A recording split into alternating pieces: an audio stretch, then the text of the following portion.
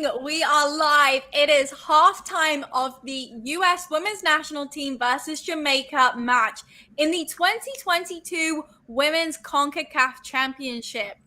What are your thoughts on the game so far? Harlie, Katie, give us your thoughts.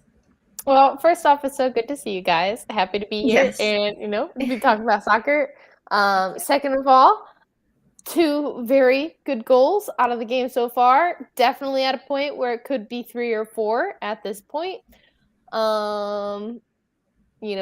The dreaded offsides call, which many people can either be confused about or outraged about, seems to curse every soccer team. So it's always comforting to know that, at any level, even if we're like at amateur level or at the national stage, the women still have to deal with offsides.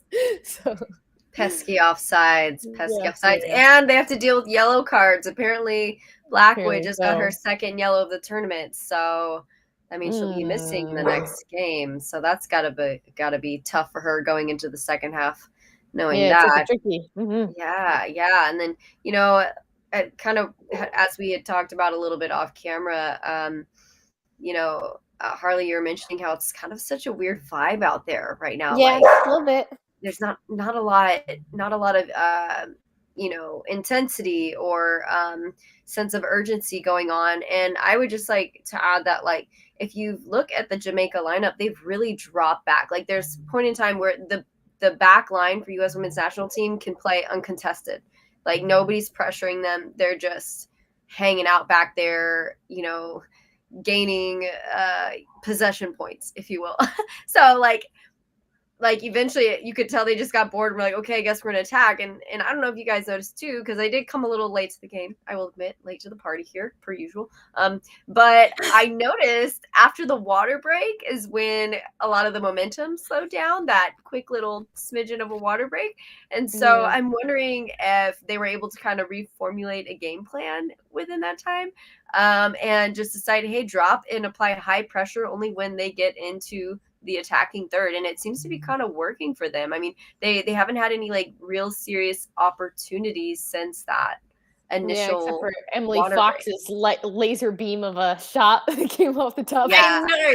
Yeah. We had just jumped onto the stream, and Harlie and I sat here, and I was like, oh, and then this went over. But yeah, for me, like a huge takeaway, just like as I was sat watching, I'm like, they have the US team has so much time on the ball to make the decisions. Like, this is not a 1-2 touch kind of game. This is where they're taking 2, 3, 4 touches before they're deciding what they can do with it, which creates excitement for those wingers. I mean, we've seen Smith had so much success out there, and she's been moving on both sides. Really awesome to see. I mean, what a great start. And I also feel like just the way that the US started getting that really quick goal, kind of almost surprising themselves maybe. For me, I was expecting it to be much closer. When that second goal went in, I was actually texting Katie to say, this isn't going to be a blowout. And I was like, maybe. Yes. But having said that too, Spencer has come up with some huge saves in the net for Jamaica since letting in those early ones. So I do think that the second half is going to be much more competitive. Yes. Yeah, I completely agreed. Some of the saves have been so clutch as well. There was this one moment where there were at least 5 U.S. players in the box, and they weren't able to capitalize off of that because she came up with this huge save off the 6. So, she definitely, maybe, you step out into that field and you're a little high energy, and you maybe make some decisions that if you were in a more calm state, they wouldn't have happened. And I think after that second one, she really started grounding herself in the game and has come up huge for some major wins on the back line there. So it's always cool to see different players and a different caliber of players stepping up in these big moments against, such like notorious players. So it's really cool to see those opportunities reflect out on the field, and, always excited to see different people making big names of themselves in high pressure situations. And that's always so hard to do mentally as a keeper, to kind of reground yourself, like you're saying, especially when you're 2 down in the first 25 minutes. Like, that's the first a lot for them. 7 minutes. Yeah, 7 minutes. And then another, I just think there's a lot to be said for that keeper who is able to kind of like get it together. Yeah, absolutely. So yeah, because I mean, in a lot of ways, like that is the backbone of your team. You have to trust who's going to be behind you and who's going to lead you forward through that. So, when things are going awry in that very last minute moment of the game, right? You just, sometimes it can destabilize everyone. So having her get back onto her feet, I'm sure that's really helped Jamaica restabilize their team and get their groove back in a way.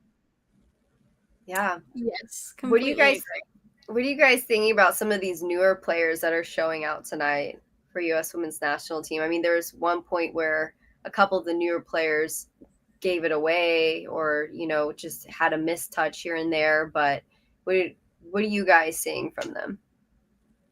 Yeah, what do you think, Meg? I'm excited by them. I mean, what an opportunity for them to come in and get these like opportunities to play on a big stage immediately. A lot of them have kind of come straight from the youth national team and being put into real matches that count as opposed to those friendly games. And so given that, I mean, personally, I can't fault them. I think you can see their hunger and their desire. They Yeah. are going to be making like some of those small mistakes, but at the same time, we still see those big names making mistakes too. And it happens. Right. Soccer is not the game where, oh, you turned over, like in baseball, you missed a catch, like, oh, that's a huge moment sort of thing. In soccer, there's a lot of mistakes that are going to be made across the 90 minutes. It's just overall, how did you perform? We don't see players finishing with that 100% pass completion rate. So yeah, I think they're doing really, really well. They're super exciting. And I think it brings a new element to the US national team as somebody who's an outsider. I'm like, yes, I can't wait for England to go up against these youngsters and like shake things up and have this new competition, because the same thing is happening over in England too. We've got a lot of new younger faces coming in too. And so it's just really cool to see the next generation that are going to be representing. Yeah, agreed completely. My mom, we're watching it together, and she made comment that, it seemed like the roster was comprised of a lot of unfamiliar faces, and in a lot of ways, the past few years, the U.S. Women's National Team that we've experienced has been comprised of some very major and key players that are not on that field right now. And so it is kind of a breath of fresh air to see this young talent be able to take opportunities when they can. And yes, maybe that means that we're going to see more mistakes that we wouldn't normally expect, but also how can this team grow if we're constantly resting on our laurels and relying on players that, are not always going to be part of this squad. Like there needs to be a younger generation that can help the team move forward, because if we get stuck in the past, there's going to be teams out there and players out there who are going to be smarter and faster and getting better with the game, that we just have to make sure we're sticking with that. So yeah, super excited to see like new athletes out there, new faces, especially when they are creating opportunities. Smith, she's not necessarily a new player, but we haven't seen too many appearances from her. I think she's at like 17. She's like less than 20 appearances with the team so far. Yeah, I had 11 come to mind. I'm going to see if I can pull it up because I'm curious. Yeah, I know that she had her first like actual cap with the national team against Netherlands in 2020, but obviously like through a pandemic. I don't know if you guys know, but there's a pandemic. Worldwide situation that went down. Yeah, but still, like seeing new players take up the torch, and try to carry the fire that has been started so long ago is really, really cool. I think that Haiti is a great team to introduce a lot of these younger players to, and to kind of get those mistakes out of your system, because they're going to happen. And I think a big reason a lot of those mistakes occurs because they're not quite familiar with their team. We forget that both men's and women's national teams. What you got there? 17. Oh, I said 17. Wow. I was listening. There we go. Yeah. Number 11. That must be why 11 is. Yeah. But we forget that this women's national team only plays together certain times of the year. They're not playing together all the time like a club might. So like it's really hard to get that really, really legitimate consistency and calm And it just takes time playing and being around other players to really know what their movements are going to be. Like, who knows what was going on in that player's head? It might look like to us that it went out, but maybe they thought somebody was going to run onto it in a different way. And so I think as time moves on and they get a little more experience, a few more caps under their belt, it's just going to be that much better. So I am too, really looking forward to that. And yeah, it's going to be an interesting second half, because I feel like, kind of like I said, I think that initial break slowed the momentum for the U.S. women's national team. Something I think also could help them is to play slightly more vertically. I think in the first half they were playing really horizontal. If you notice, they're dependent on their wingers to come in and cross the ball. They did have a couple of great diagonals, obviously, but I think that Haiti kind of picked up on that, and that's why towards that final part of the second half, it kind of just slowed our roll a little bit, and that's not to say like we were doing terrible. I mean, we worked our way around it and we kind of figured things out, but like they at least were able to pump the brakes a smidgen, I think, which helped them to kind of stave off U.S. women's national team at the end of the second half. So I'm wondering if they're not going to do more things to try to get them to pull them out, or if Haiti's just going to kind of stand their ground and stay packed in that 18, in their own 18, and try to make it a like 7v3 or 7v4 situation, versus like spreading the field and getting split left and right. Kind of sounds like what happened in that first half, but again, that's what happens when I show up 20 minutes late to the game and can't speak on it. So we'll see. Yeah, what was interesting is that the very first minute of the game, Jamaica was able to get the very first shot off, like they came out with like fire in their veins. It definitely looked like they were hungry and wanted to make an impact on this, but it's tough when, you start off hot like that and immediately a counterattack occurs, which ends up in the back of your net. So it is, I think that's kind of what happened, and that kind of made a game plan go topsy-turvy that necessarily they were not expecting. I mean, no one ever expects that. I know that when I step on a field and within like the first 5 minutes someone's netted a goal, I'm just like, really? Now I got almost 90 more minutes of this. It's like a special dagger to the heart, because you're like, son of a, like, we are already down. We're already coming from behind this early on. It's tough. Yeah, it's super tough. Yeah, sometimes I feel like that makes you play better though, too. It increases that sense of urgency. Trying to get it back. Yeah, we gotta get it together. It's an uphill battle from there. Even if you score a goal, it then becomes back to 0-0, and all that energy that you've exerted just levels the playing field once again. So it's definitely not the ideal start, and it's going to be really interesting to see how Jamaica comes back out now, because like you said, Harlie, they were ready. They were on it for that first minute of the game. Like they created the first goal scoring opportunity, and then just so demoralizing to then turn around and get scored on. And really it was quite like a difficult one to defend. Sophia took an excellent touch, getting in behind super early, and she was just so clinical. And had it have not gone towards the goal as much as it did, it probably would have been touched home anyways. So it was always going to go in my opinion. And that is a killer. And so I think this next 5-10 minutes is going to be crucial to see where this game's going to go. Are Jamaica going to get back into this and we've got ourselves a game?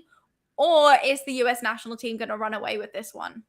Yeah, no, that's a really good question. I am looking forward to seeing, what other substitutions we might see during this game, because it does seem like they are playing the young talent, letting them get their legs warm and, figure out what it's like being on the international stage. But I wonder if we're going to see some familiar names step out onto the pitch, maybe, post the second hydration break, and, you never know. You never know. Who would you guys like to see tonight? I'd have to look at the roster because there's so many new names, I know. Yes, let's check it out. Well, I know that I definitely would like to see Purse play. Okay. Because the last time I watched her play for the US national team, which was not the Colombia friendlies, the friendlies before that, I was really, really impressed. She's very hungry. She has the confidence to go 1v1, and I love that about her. And so I'm really excited to watch her in this upcoming tournament. Yeah, no, I think that's a good answer for sure. Yeah. I feel like she's always a solid choice, somebody you can always kind of rely on. And Trinity Rodman too. Absolutely. I was just gonna say Trinity Rodman. Is she in the 20 this time? Yeah, she should be. Okay. Yeah. Okay. Yeah, so we should definitely see her appear tonight, I think. It might not be right off the half, but I could imagine like post a hydration break with especially, it does seem like it is blazing out there. I see girls rolling up their shirts and rolling up their shorts. Yes. They're, like, trying to get as much skin out into the air as possible, trying to like stave off the heat. Megan and I experienced that yesterday, I think. Oh my gosh. Y'all, I sweat just walking to my car nowadays. Who would have known I was ever an athlete in my life ever? I'm like, everything melts off. I'm like, I live for AC now. Yeah, sometimes in those moments you're like, man, I can't believe I chose to play an outdoor sport. Oh gosh, in the middle of summer. The worst part about it is it's like terrible in the winter too, because like it's just like when the cold. ball hits you and it's freezing. Your lungs hurt. It's like which is worse, playing in freezing cold or in the freezing heat? And I always say, because if you look at like MLS or any of these crazy games, like they're playing in the most extreme of weather. Sometimes it's really, really hot. Other times they're like up north where it's just like crazy cold and there's snow all over the field and stuff. I feel like there should be a rule in soccer that it can't be a certain level of hot and it can't be a certain level of cold. It's got to be somewhere in a happy medium. Agreed. I feel like injuries just rise after a certain, chance of injury just increases significantly when we're not playing in like at least somewhat normal weather. So, I need a not so balmy 60 degrees, please. Thank you. Yes, I would need 60. Yeah, I think. Yeah, I think we have officially kicked off again as well. I unfortunately am not in front of my TV. That Margaret Purse has come onto the field. Sophia Smith is out. There we go. Her too. So Margaret Purse is in, and I'm very excited to see what she's going to do. So head on over to Paramount Plus. Thank you so much for everybody who has joined us. We hope you enjoyed our halftime chats. We can definitely do this more often if you would like. Tweet us, subscribe to our YouTube channel, leave us a comment, all that good stuff, and enjoy the second half. Yep, enjoy, guys. Bye.